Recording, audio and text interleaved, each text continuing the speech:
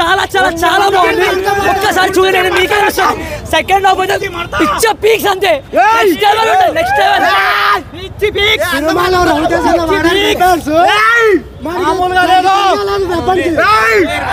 సినిమాలో వాడారు వెపను, మా రవితేజ తిరిగేలేదు.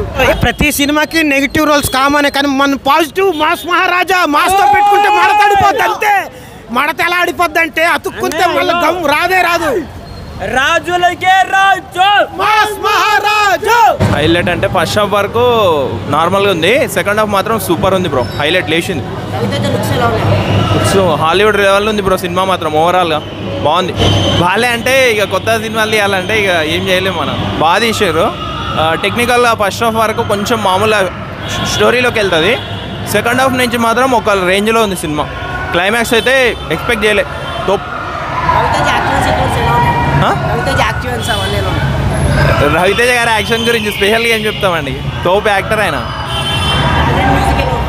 బ్యాక్గ్రౌండ్ మ్యూజిక్ అన్నీ ఓవరాల్లో బాగున్నాయి. డైరెక్టర్ మాత్రం వేరే లెవెల్ తీసిండు సినిమా. కార్తీక్ అట్టం.